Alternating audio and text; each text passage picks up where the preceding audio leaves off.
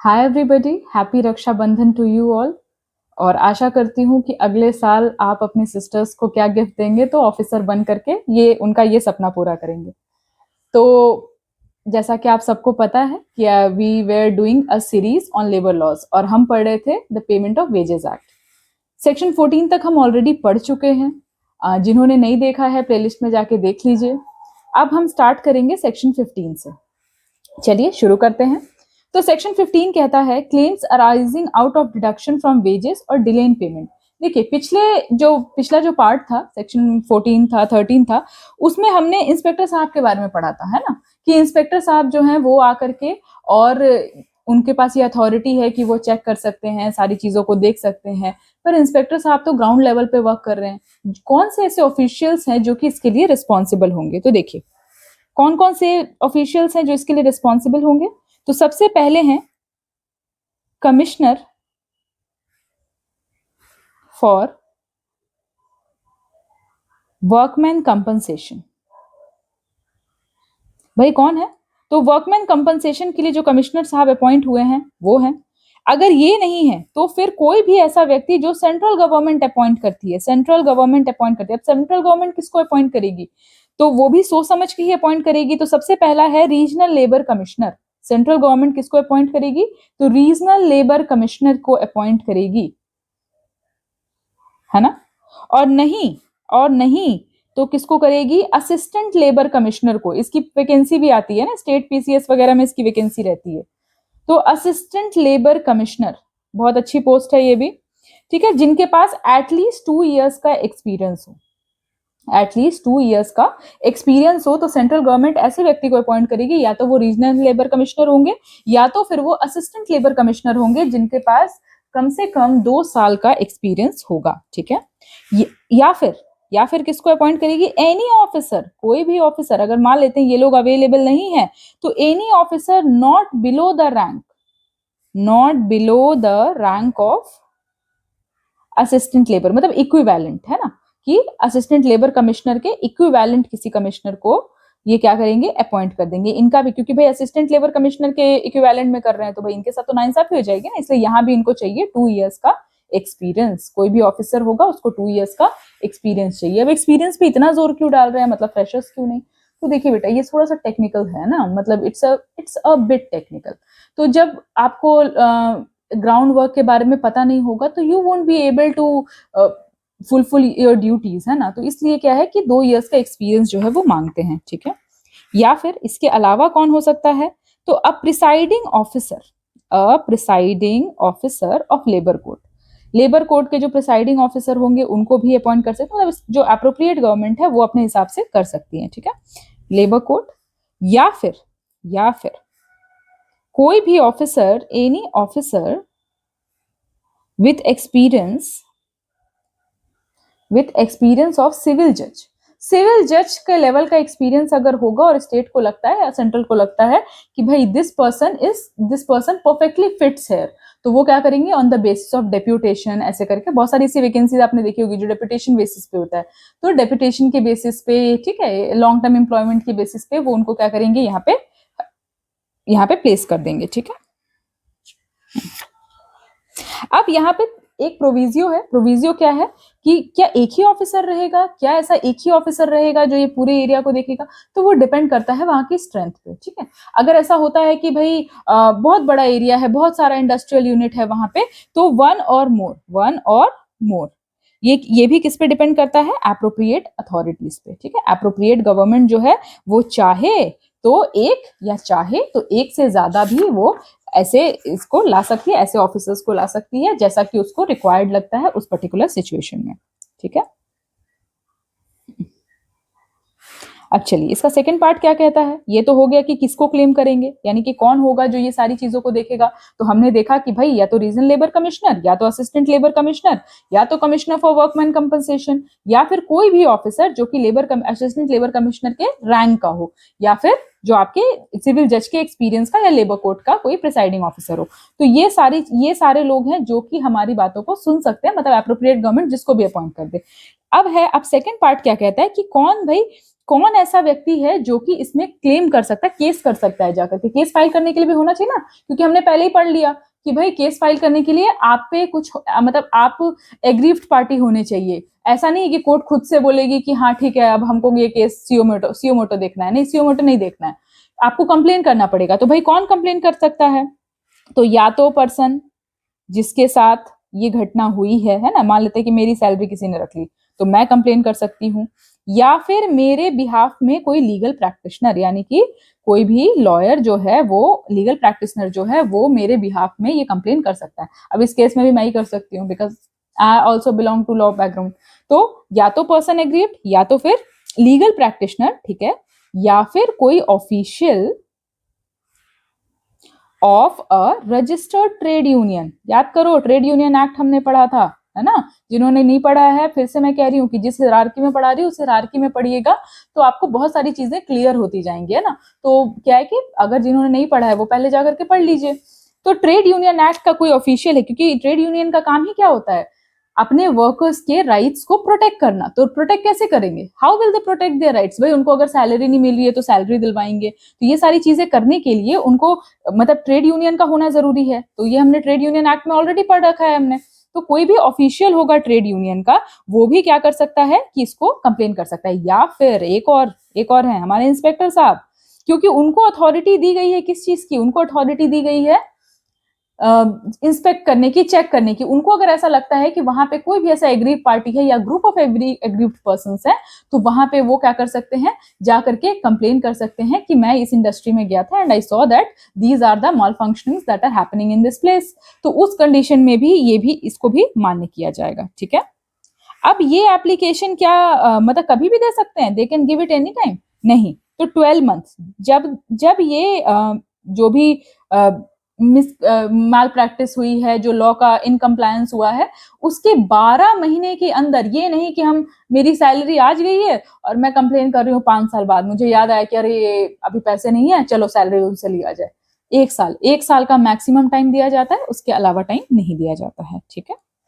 अब जैसे ही आप दोगे एप्लीकेशन, ठीक है, विद इन 12 मंथ्स आप क्या करोगे कि अपना एप्लीकेशन दोगे कि हाँ भाई मेरे साथ ये जाती हुई है, मतलब मुझे जो सैलरी मिलनी चाहिए थी वो मुझे नहीं मिली है।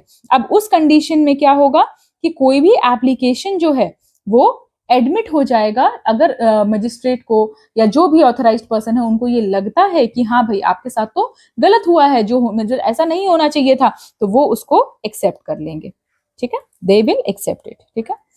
और इसको डिस्पोज कब करेंगे भाई, तो इसको डिस्पोज करेंगे मतलब ऐसे एक्सपेक्ट किया जाता है कि इसको डिस्पोज कर देंगे with in 3 months of registration of such claim, with in 3 months of registration of such claim. इस क्लेम को रजिस्टर होने के 3 महीने के अंदर विद इन 3 मंथ्स वो इसको क्या कर देंगे, डिस्पोज ऑफ कर देंगे। ये क्या कहते हैं, ये इसका पार्ट 3 कहता है, जस्ट से इसका पार्ट 3 कहता है कि इसको क्या करेंगे कि पहले तो मजिस्ट्रेट जो है वो पहले एक्सेप्ट करे इस चीज को कि हाँ भाई गलत हुआ है। जिस दिन वो कन्विंस हो गया उसके बाद ट्रायल मतलब 3 महीने के अंदर वो क्या करेंगे, इसका फाइनल ऑर्डर दे देंगे, ठीक है। अब देखिए ये 3 मंथ क्या एकदम पत्थर की लकीर है कि भाई अब ये 3 मंथ जो है वो बदल नहीं सकते। तो अगर मजिस्ट्रेट कन्विंस हो कि 3 मंथ जो है वो मतलब कि कुछ ऐसे डिस्क्रिपेंसीज हैं, कुछ ऐसी क्लैरिटी है जो हमें चाहिए जो 3 महीने में पॉसिबल नहीं है, तो वो अगर चाहें तो उसको एक्सटेंड कर सकते हैं। लेकिन उस एक्सटेंशन के लिए एक्सटेंड भी कर सकते हैं, लेकिन उस एक्सटेंशन के लिए बोथ पार्टी शुड अग्री, दोनों पार्टी को अग्री होना पड़ेगा। ऐसे ही नहीं कर देंगे, दोनों पार्टी को क्या होना पड़ेगा, अग्री होना पड़ेगा कि हाँ भाई हमारे साथ जो है वो गलत तो हुआ है पर देयर आर सर्टेन पॉइंट्स जहां पे क्लैरिटी की जरूरत है और हमें कोई दिक्कत नहीं है। तो इस समय पे वो क्या कर सकते हैं, इसको 3 महीने को और क्या कर सकते हैं, एक्सटेंड भी कर सकते हैं, ठीक है। चलिए अब इसमें एक और प्रोविजन दिया हुआ है कि नो कंपनसेशन। अब कंपनसेशन कहाँ नहीं मिलेगा, जैसे कि अगर एम्प्लॉयर है उसने अगर कोई गलती की है तो उसको कंपनसेशन का प्रोविजन है, पर किस किस सिचुएशन में ये कंपनसेशन जो है वो नहीं मिलेगा, ठीक है। तो चलिए जानते हैं किस किस सिचुएशन में है। अगर कोई बोनाफाइड एरर है, मतलब कि सामने वाले की नियत में कोई खराबी नहीं है पर क्या है कि सिचुएशन ही ऐसी थी, हो सकता है कि बैंक अकाउंट नहीं चल रहा था, ठीक है, या फिर कोई बोनाफाइड डिस्प्यूट है, ठीक है, यानी कि मे बी छुट्टियों को लेकर के कुछ डिस्प्यूट चल रहा है या कुछ भी चल रहा है, पर इसमें एम्प्लॉयर जो है वो देना चाहता है, पर क्योंकि वो टर्म क्लियर नहीं हो रहा था इसीलिए उनको पेमेंट नहीं हो पाया। तो अगर कोई बोनाफाइड एरर या बोनाफाइड डिस्प्यूट है और कोर्ट इस बात से कन्विंस हो जाती है तो उस केस में कोई एक्स्ट्रा कंपनसेशन नहीं देना है, ठीक है। अगर दूसरा क्या है, अगर कोई इमरजेंसी आ गई, ठीक है, मान लेते हैं ऐसे फाइनेंशियल इमरजेंसी कभी लगी नहीं है भारत में, पर अगर कोई फाइनेंशियल इमरजेंसी है, ठीक है, या फिर कोई ऐसी इमरजेंसी अचानक से आ गई कि भाई उसको डील करना पहले जरूरी था, है ना, मान लेते कि फैक्ट्री में देयर इज अ फायर, ठीक है, या फिर एनीथिंग, कुछ भी ऐसा ऐसा हैपनिंग हो जाता है जो कि उस समय एक अर्जेंट अलार्म, एक अर्जेंट सिचुएशन को जनरेट करता है और इसी कारण से पेमेंट नहीं हो पाया, तो इसमें भी इसमें एम्प्लॉयर की तो कोई गलती नहीं है क्योंकि इमरजेंसी देख के थी नहीं, मतलब बाढ़ आ गई, ठीक है, या फिर कुछ भी ऐसा हो गया जो मतलब नेचुरल डिजास्टर में आता है। तो अगर कोई इमरजेंसी ऐसी हो गई तो उस समय पे क्या हो जाएगा कि the person will not be liable for the compensation, ठीक है। थर्ड पार्ट क्या कहता है, थर्ड पार्ट क्या कहता है भाई, थर्ड पार्ट कहता है कि if failure of the employed person to apply or accept payment, failure to apply or accept payment, ठीक है। मान लेते हैं कि आप कैश में पेमेंट लेते हैं, ठीक है, और आप पैसे ही लेने नहीं है, मतलब आप आ ही नहीं रहे, आप छुट्टी पर हैं, आप पैसे ही लेने नहीं आ रहे हैं, या फिर आपका बैंक अकाउंट जो है वो किसी रीजन से शट डाउन हो गया, बंद हो गया है बैंक अकाउंट, आपका पेमेंट जा ही नहीं रहा है उसमें, या फिर सर्वर एरर है, तो कुछ भी, मतलब कि अगर एम्प्लॉय खुद ही नहीं पेमेंट एक्सेप्ट कर पा रहा है किसी भी रीजन से, ठीक है, कि आपका बैंक का सर्वर नहीं चल रहा है या कुछ भी ऐसा रीजन है, या आप अवेलेबल नहीं हो, आप सिटी से बाहर हो, तो उस कंडीशन में बेचारे एम्प्लॉयर की क्या गलती है, तो उस केस में भी there will be no compensation, ये ध्यान में रखिएगा। यानी कि कोर्ट जो है वो कंपैशनेट ग्राउंड भी देखता है ना, कि भाई अगर एम्प्लॉयर उस कंडीशन में है कि वो कर ही नहीं सकता है, उसके घर में ही कुछ इमरजेंसी हो गई मान ले, ठीक है, it is not available there, और उसने ये सबको बताया है, अपनी प्रॉब्लम बताई है, तो it's our duty as an employ, मगर अगर आप एम्प्लॉय हैं, अगर मैं एम्प्लॉय हूँ, तो it's my duty to be an employ कि मैं भी उस बात को समझूं, बात बात पे ऐसे कोर्ट नहीं पहुंच जाऊं, ठीक है। लेकिन अगर डिस्प्यूट ऐसा है कि भाई सामने वाला एम्प्लॉयर ही नहीं देना चाह रहा है, उस केस में क्या करेंगे, तो उस केस में फिर हम कोर्ट जाएंगे, ठीक है। चलिए, let us proceed further. Fourth, इसका फोर्थ पार्ट क्या कहता है बेटा, फोर्थ पार्ट कहता है कि अगर अथॉरिटी सेटिस्फाइड है कि जो एप्लीकेशन है वो क्या है, सही है, और जो एम्प्लॉयर है वो गलत कर रहा है, तो वो क्या कर सकते हैं, वो क्या कर सकते हैं, पेनाल्टी लगा सकते हैं। कितना पेनाल्टी लगा सकते हैं भाई, तो बहुत कम है, ठीक है, बहुत कम है, 375 रुपीज पेनाल्टी लगा सकते हैं, अ पेनाल्टी ऑफ ₹375, ठीक है। चलिए, और इसका बी सेक्शन क्या कहता है कि अगर ये पेनाल्टी अगर है, मतलब अगर ऐसा कोई कंपनसेशन है, ठीक है, तो अथॉरिटी जो है, अगर मतलब जो अथॉरिटी है वो और भी इसको और भी बड़ा, मतलब ये जो पेमेंट करेगा, तो देयर विल बी 375 रुपीज, तो अलग अलग है, मतलब सेंट्रल गवर्नमेंट कर सकती है इसमें, स्टेट गवर्नमेंट कर सकती है, यानी कि सेंट्रल गवर्नमेंट भी डायरेक्ट कर सकती है और स्टेट गवर्नमेंट भी डायरेक्ट कर सकती है, जो भी वहां पे अप्रोप्रिएट होगी, ठीक है। और the decision of the authority, 4A कहता है कि the decision of the authority will be final, decision of the authority will be final, ठीक है। यहाँ पे आप फर्दर अपील के लिए नहीं जा सकते हैं, आपका जो अथॉरिटी का डिसीजन है वो फाइनल होगा, ठीक है।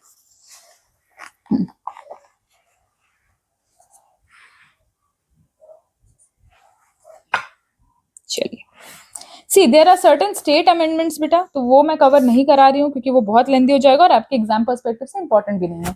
आपके एग्जाम पर्सपेक्टिव से you should have a basic idea of the act, ठीक है। एक्ट में जो बारीकियां हैं, इसको इम्प्लीमेंट कैसे करना है, ये सारी चीजें आपको पता होनी चाहिए। जो स्टेट अमेंडमेंट्स हैं वो आपके लिए जरूरी नहीं है, वो जो नेट का एग्जाम होता है, स्टेट जो नेट के एग्जाम्स होते हैं जो स्टेट सेंट्रिक होती है, उसमें अगर आपका लॉ पेपर है, वो भी लेबर लॉ स्पेसिफिक, तो तब आपके लिए वो जरूरी हो जाता है, अदरवाइज वो जरूरी नहीं है।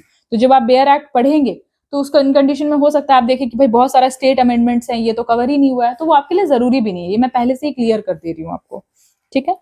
चलिए, कमिंग फर्दर टू सेक्शन 16।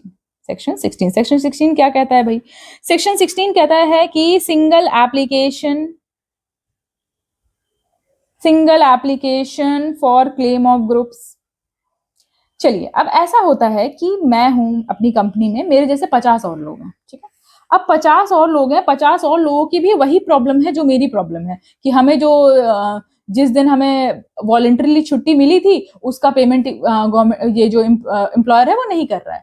तो अब सबकी एक ही प्रॉब्लम है, 50 लोगों की एक ही प्रॉब्लम है। तो उसका क्या किया जाए? जब 50 लोग हैं तो क्या 50 एप्लीकेशन देंगे? तो नहीं। तो सेक्शन 16 कहता है बेटा कि अगर एक ग्रुप है जिन सबकी समस्या एक है, तो फिर आप क्या करेंगे, एक सिंगल एप्लीकेशन दे देंगे and that will be enough, ठीक है। सारे ऑर्डर जो है वो उस बेसिस पे पास हो जाएंगे, ठीक है। तो सेक्शन 1 क्या कहता है कि सिंगल एप्लीकेशन हम कब दे सकते हैं, कि अगर सेम कॉज है। इसका पार्ट 1 कहता है कि अगर सेम कॉज है, सेम वेज पीरियड है ना, वेज पीरियड में भी कोई डिफरेंस नहीं है, सबका सेम है, सेम कॉज है, सेम वेज पीरियड है, ठीक है। और सेम मतलब सेम डिले, जो डिले है आपका वो भी सेम है, सब कुछ सेम है, अगर सेम कंडीशन है तो उस कंडीशन में आप एक सिंगल एप्लीकेशन दे सकते हैं अंडर सेक्शन 16। इसको बैच केसेस बोलते हैं, ठीक है। When we work in the court, तो उस समय भी ऐसा ही होता है कि अगर एक ही जैसा मैटर, मतलब इस टाइप का एक ही मैटर जो है वो सबके ग्रीवांसेस एक जैसे हैं, तो they are the batch cases, तो वो एक साथ ही डील होते हैं, ठीक। तो अगर ग्रुप है एक और उसमें सिंगल एप्लीकेशन दिया गया है, तो उस समय पे they will be dealt together, ठीक है। तो वो सबको क्या है कि they will be awarded compensation, ऐसे बराबर से सबको जितना भी स्पेसिफाइड है, जितना भी एक्सटेंट हो सकता है उतना कंपनसेशन जो है वो उनको एक साथ ही मिल जाएगा, उनको अलग अलग एप्लीकेशन देने की जरूरत नहीं है, ठीक है। ठीक है, चलिए सेक्शन 17 क्या है? सेक्शन 17 है अपील।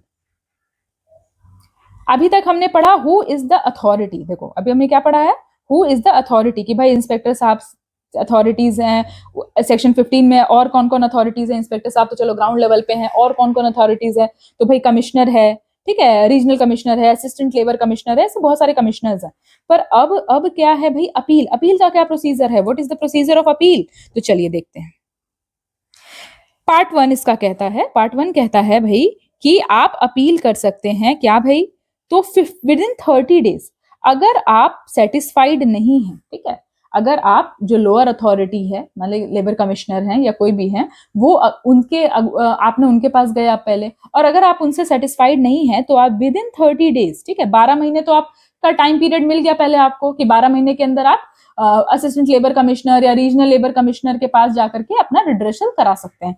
अगर आप उनसे सेटिस्फाइड नहीं है तो विद इन 30 डेज आप क्या कर सकते हैं, आप जा सकते हैं कोर्ट, ठीक है, कोर्ट ऑफ स्मॉल केसेस, ठीक है, लेबर कोर्ट जा सकते हैं, और वहां पर जाकर के आप क्या कर सकते हैं, इसके लिए अपील फाइल कर सकते हैं, ठीक है। कौन कौन अपील फाइल कर सकते हैं? तो देखो दो ही पार्टी होती है, या तो एम्प्लॉयर होता है या तो एम्प्लॉय होती है।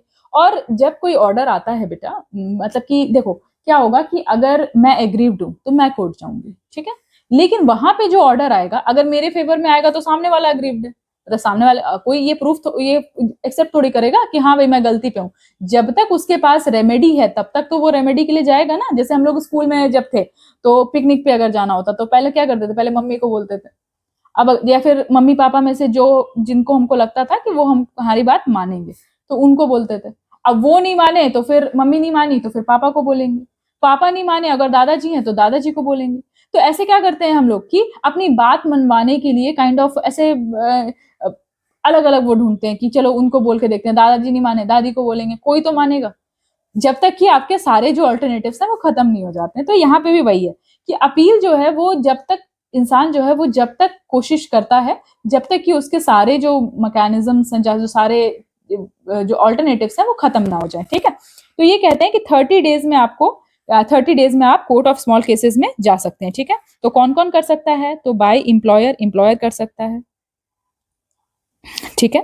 अगर उनको 300 से ज्यादा का अमाउंट, अगर अगर उनको 300 से ज्यादा कम, मतलब 300 और मोर, 300 या ज्यादा का अमाउंट अगर उनको कंपनसेशन में देना पड़ रहा है तो वो जाकर के अपील कर सकते हैं, ठीक है। उससे कम रहेगा अगर तो अपील नहीं कर सकते, पर उससे कम आजकल क्या ही होगा, ठीक है। और उसके बाद और कौन कर सकता है? तो एम्प्लॉय कर सकता है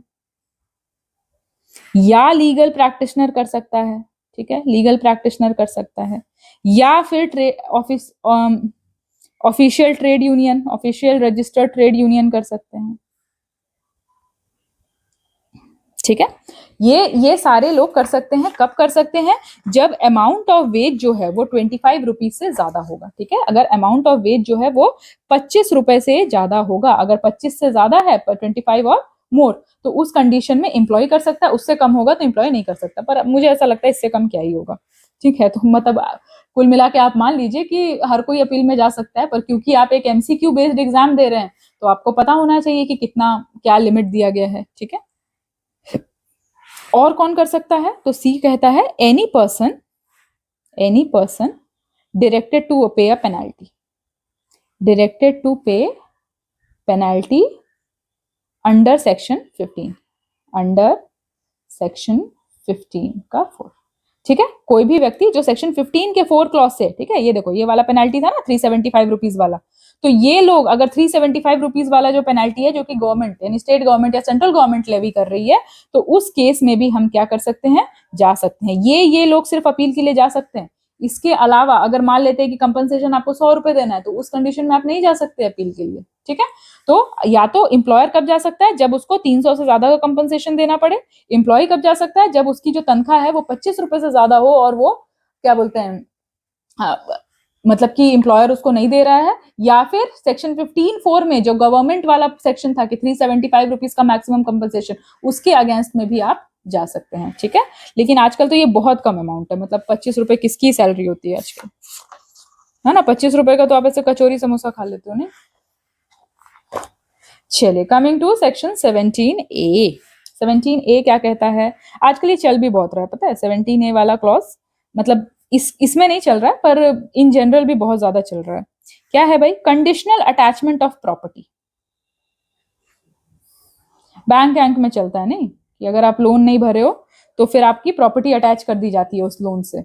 तो यहाँ पे क्या है? Conditional attachment of property. अब ये क्या कहता है भाई?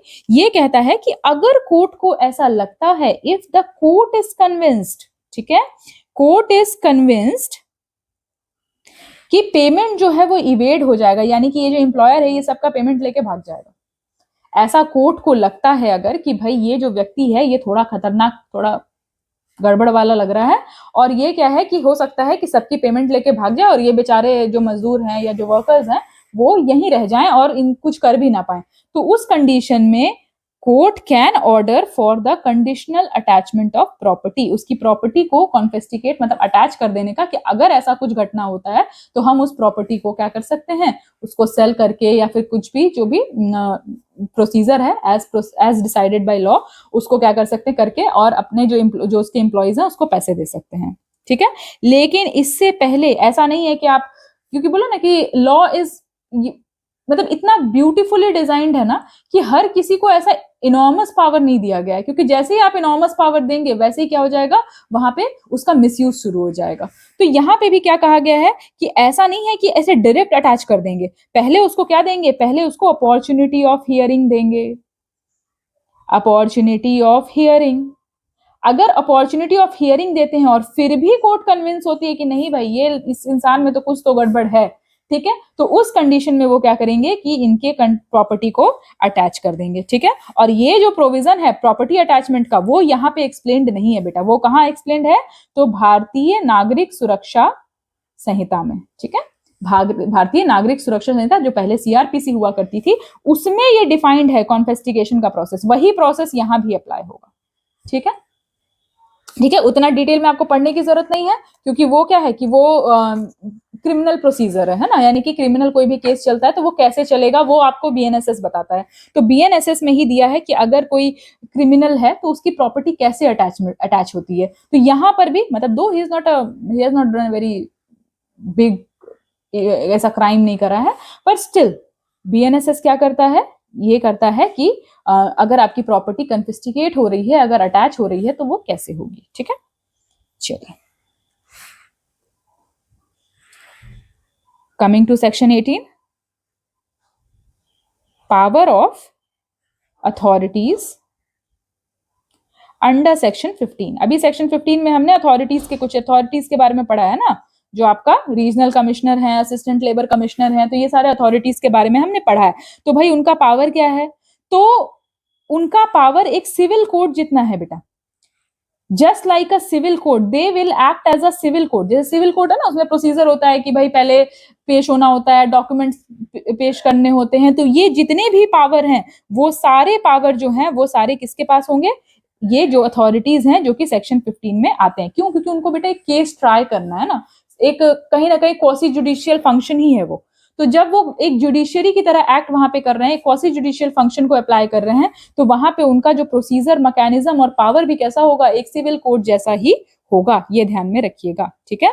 क्या क्या पावर है भाई, तो विटनेस को बुला सकते हैं, है ना, विटनेस को बुला सकते हैं, और क्या कर सकते हैं, तो डॉक्यूमेंट्स बुला सकते हैं, डॉक्यूमेंट्स को बोल सकते हैं कि भाई पेश कीजिए, एविडेंस बुला सकते हैं, है ना। तो जितना कुछ एक सिविल कोर्ट कर सकती है वो सारा पावर उस पॉइंट ऑफ टाइम उस केस के लिए आपके अथॉरिटीज के पास, जो ये असिस्टेंट लेबर कमिश्नर्स वगैरह हैं उनके पास होता है, ठीक है।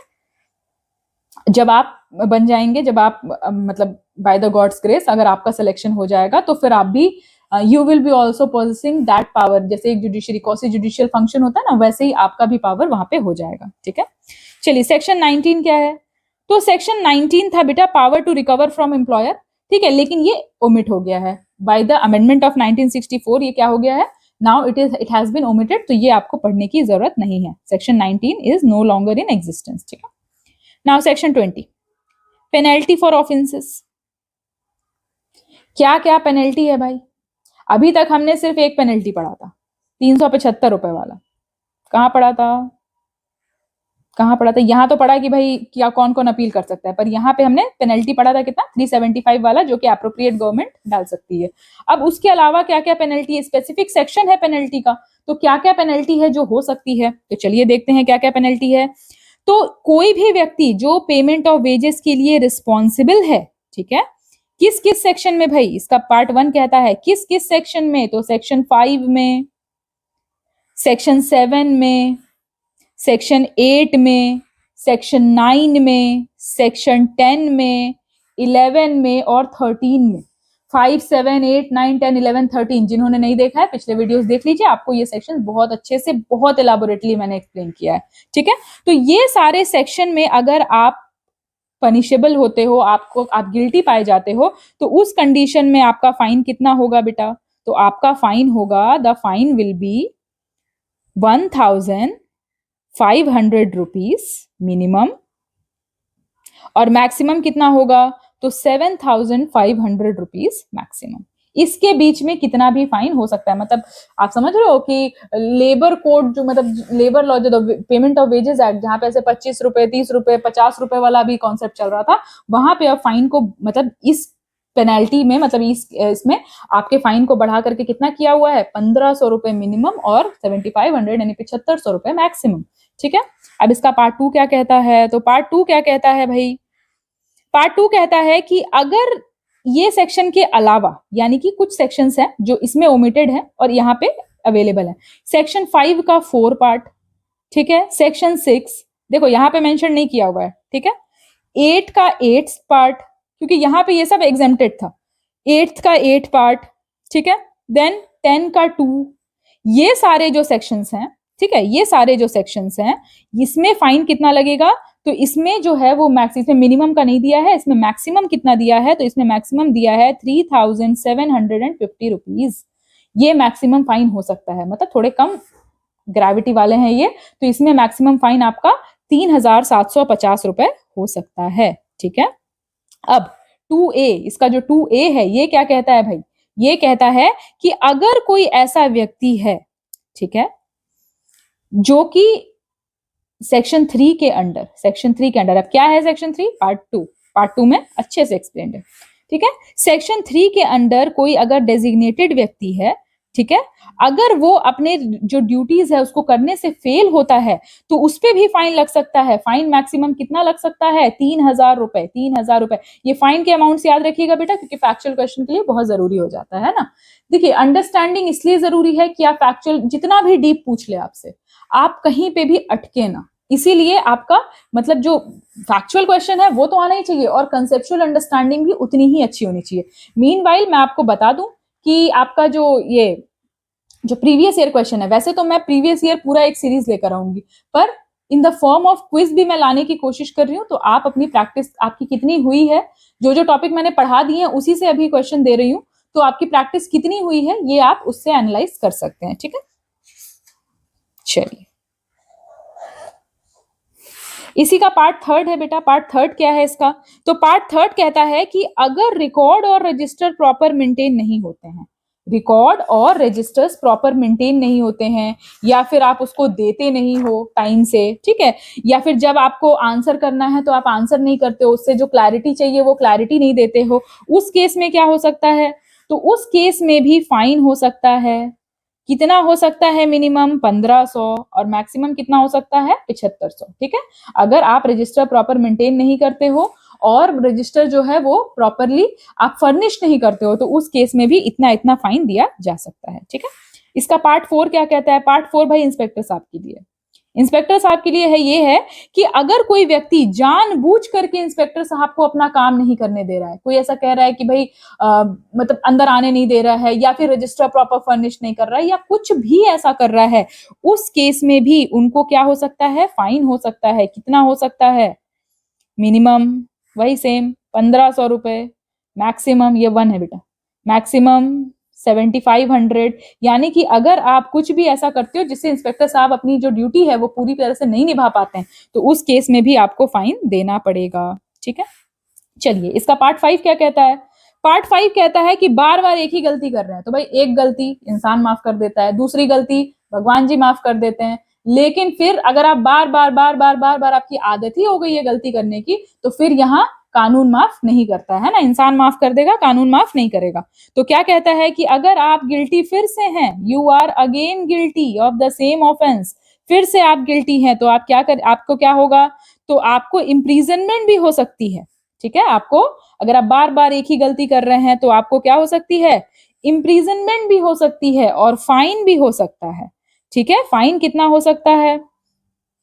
तो मिनिमम, ये सबसे ज्यादा फाइन है बेटा, क्योंकि आप गलती से सुधर ही नहीं रहे हैं। अब गवर्नमेंट क्या चाहती है कि आप गलती से सुधर जाइए, है ना, लेकिन आप सुधर ही नहीं पा रहे हैं, तो आपको फाइन कितना हो सकता है? तो फाइन हो सकता है आपको मिनिमम 3750 रुपीज, ये मिनिमम है ना। मैक्सिमम कितना हो सकता है? 22,500 रुपीज। ठीक है, 22,500 रुपीज, मतलब ये बहुत ज्यादा है। अब इस एक्ट के हिसाब से तो मुझे लगता है बहुत ज्यादा है। तो अगर आप ऐसे आदतन अपराधी हो गए कि मतलब आप बार बार बार बार एक ही गलती कर रहे हैं, तो उस कंडीशन में आपको इम्प्रिजनमेंट भी हो सकती है और आपको फाइन भी हो सकता है, दैट में एक्सीड टू 22,500 रुपीज। ठीक है, चलिए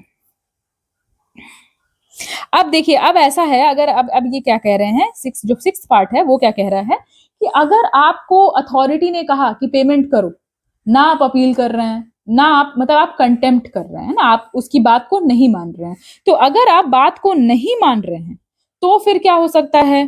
तो फिर आपको क्या कर सकता है? पनिश किया जा सकता है। ठीक है, पनिश किया जा सकता है और आप पे फाइन भी लगाया जा सकता है, जो कि ज्यादा तो नहीं, 750 रुपीज है। ठीक है, 750 रुपीज है, लेकिन लेकिन लेकिन पर डे, यानी कि आप अगर 10 दिन नहीं मानेंगे तो ये 7,500 हो जाएगा, अगर 100 दिन नहीं मानेंगे तो फिर ये 75,000 हो जाएगा। यानी कि दिस इज समथिंग गुड कि अगर आप पनिशमेंट में, अगर आप कंटेम्प्ट करते हैं, ठीक है, अगर आप कंटेम्प्ट कर रहे हैं, यानी कि कोर्ट ने कह दिया कि भाई जल्दी जल्दी पेमेंट करिए 1 हफ्ते में, आप 1 हफ्ते के बाद आप 1 महीना लगाए जा रहे हैं, पेमेंट ही नहीं कर रहे हैं, तो उस केस में आप पे फाइन कितना हो सकता है? 750 रुपीज पर डे हो सकता है। ठीक है, तो हमने कहाँ तक पढ़ा है? थोड़ा सा मैं इसको कंप्लीट कर देती हूँ। ठीक है, हाँ इसको मैं थोड़ा सा कंप्लीट, नहीं नहीं ये तो हो चुका है, सेक्शन 20 तक हमने कंप्लीट कर लिया है ना, वी हैव डन टिल 20, 21 से फिर हम आगे पढ़ेंगे। And then we have 2 major amendments, एक अमेंडमेंट है बेटा आपका 2005 का और एक अमेंडमेंट है 2017 का। तो हम क्या करेंगे कि उसको फिर एक मैं ये वाला कंप्लीट करके फिर मैं उसको एक सेपरेट वीडियो उसके लिए बना दूंगी। ठीक है, that would work for you. तो आई ट्राई कि आज मैं इस सब्जेक्ट को पूरा खत्म कर दूं। रक्षाबंधन है आज, पर of course I will be working for you and I hope कि आप भी मेरे साथ अपनी पढ़ाई को बिल्कुल बूस्ट करें, है ना, ताकि यू कैन ऑफकोर्स, अगर आप एग्जाम निकालेंगे तो it will be a very happy moment for me कि हमारा इनिशिएटिव काम कर रहा है। ठीक, तो अगर आपको कोई भी क्वेरी होता है आप बिल्कुल हमसे पूछिए और अपने वैल्यूएबल फीडबैक्स को हमें जरूर दीजिए, ताकि उस हिसाब से हम आप इस इनिशिएटिव को आपके लिए और बेनिफिशियल बना सकें। Till then, bye bye.